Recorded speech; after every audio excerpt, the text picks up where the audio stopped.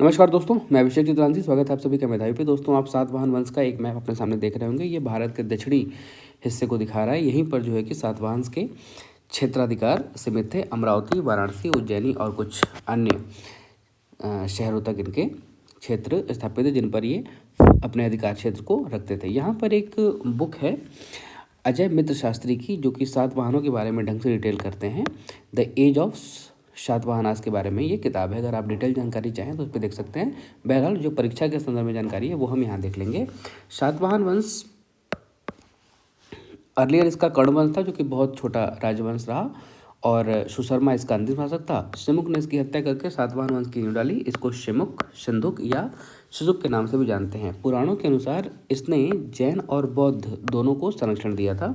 मनुस्मृति में आंध्र को वर्णशंकर या निम्न जाति कहा जाता है। आंध्र यानी कि यही सातवाहन के बारे में बात हो रही है।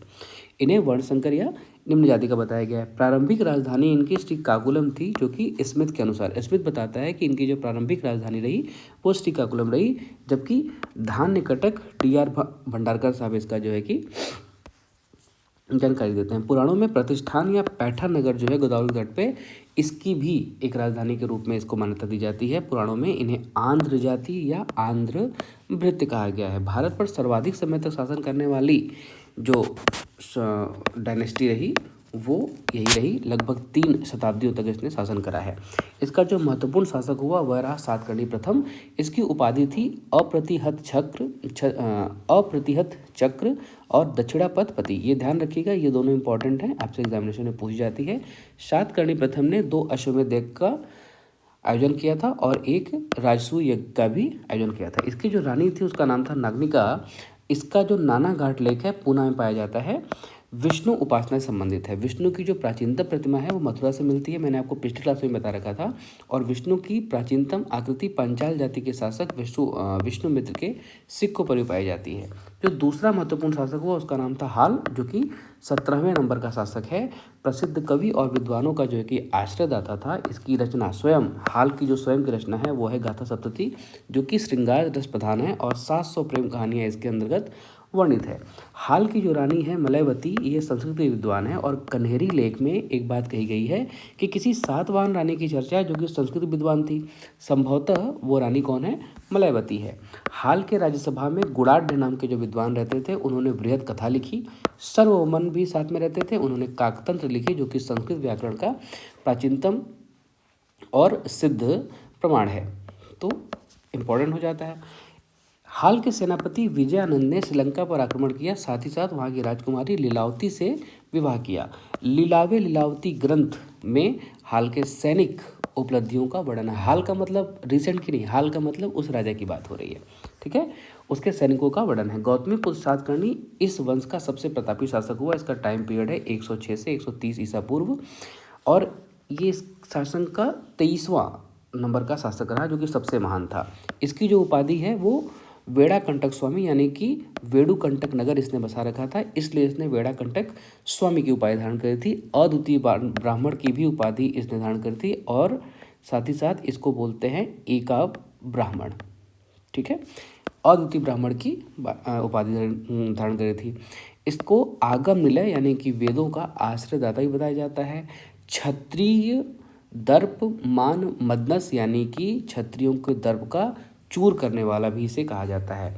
गौतमी पुत्र सातकर्णी के बारे में इसकी जानकारी इसकी माँ बलश्री गौतमी के या गौतमी बलश्री के नासिक प्रशस्ति से मिलती है। प्रशस्ति का मतलब ये होता है प्रशंसा के बारे में गुदवाया या लिखवाया गया कोई लेख।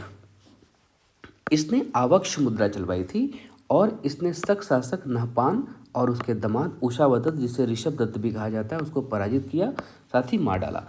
जो शक शासक नहपान था उसका दामाद उषावदत्त, जिसे कि ऋषभ दत्त भी कहा जाता है, इसने कर रहित 9 घाटों का निर्माण कराया था। इसको आप पोर्ट कह सकते हैं। बौद्धों को नारियल का एक बाग भी दान में दिया था। और जो गौतमी पुत्र सातकर्णी, मैंने यहाँ GPS लिख दिया, ध्यान से समझ लीजिएगा इसको। गौतमी पुत्र सातकर्णी ने करजी ग्राम कार्ले भिक्षु संघ को ध्यान में दिया था, इंपॉर्टेंट है, पूछा जाता है। अजकाल की ग्राम नासिक विद्युत संघ को दिया गया था, ये भी ध्यान रखिएगा।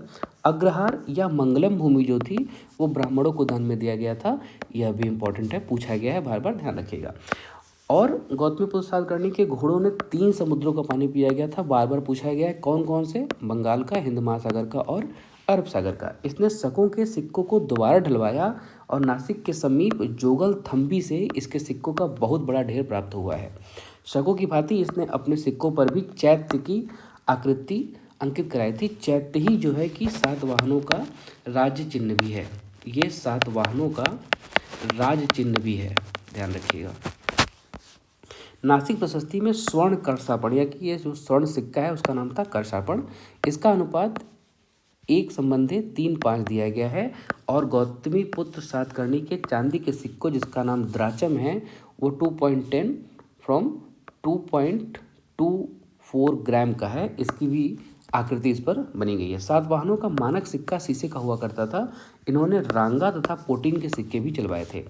नेक्स्ट जो शासक है उसका नाम है वाशिष्ठीपुत्र पुलवामी। आप इनका नाम देख के समझ रहे होंगे, इनके माँ का नाम पहले आ रहा है तो निश्चित तौर पे ये मात्र सत्तात्मक व्यवस्था में ज़्यादा भरोसा करते हैं। तो वाशिष्ठीपुत्र पुलवामी, इसका टाइम पीरियड है 130 से लेके 154 ईस्वी और ये 24वें नंबर का शासक है। आंध्र विजय के कारण इसे प्रथम आंध्र सम्राट भी कहा गया है। नासिक प्रशस्ति में इसकी उपाधि दक्षिणा पथेश्वर है। शक शासक रुद्रनामन से 2 बार यह हारा है, बावजूद इसके जो है कि वह इसका आगे चलकर दामाद भी बना। इसके सिक्कों पर 2 पतवारों वाले जहाज का चिन्ह है। 2 पतवारों वाले जहाज का चिन्ह किस पर है तो ध्यान रखिएगा, वो वाशिष्ठीपुत्र पुलवामी पर है।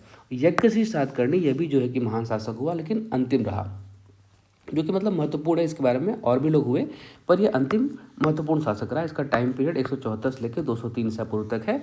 शको यानी कि रुद्रदामन द्वारा जीते गए क्षेत्रों को इसने वापस से उस पर कब्जा किया और कोरोमंडल के तट पर प्राप्त सिक्कों पर जलपोत का चिन्ह अंकित है।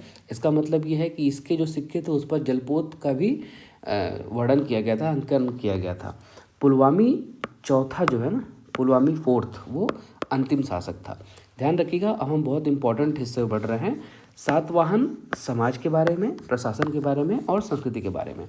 निश्चित रूप से आप देख रहे हैं कि सभी शासकों के पहले उनके माता का नाम है, इसलिए मातृ सत्तात्मक ढांचा है।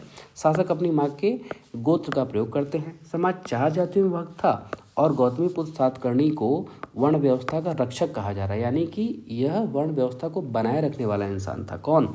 गौतमीपुत्र सातकर्णी। ब्राह्मणों को भूमि दान देने की परंपरा सातवाहनों से शुरू हुई और भूमि दान का पहला जो अभिलेख है वो नानाघाट पुणे अभिलेख है। ठीक है। इनकी भाषा, इनके जो वंश की भाषा है वो प्राकृत रही और लिपि इनकी जो है कि ब्राह्मी रही। ये मौर्यों के शासन से काफ़ी प्रभावित रहे और कंटक व स्कंधवार जो शब्द है ये इनके सैनिकों के शिविरों हेतु प्रयोग में लाए जाते थे।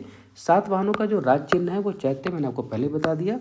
और जो गोलमिक है ना, वो गांव का प्रशासक है यानी कि मुखिया है। और सैनिकों की टुकड़ी का जो प्रधान है उसके लिए भी सेम शब्द का प्रयोग किया जाता है। गुजरात का जो भड़ौच है इस समय प्रमुख बंदरगाह था।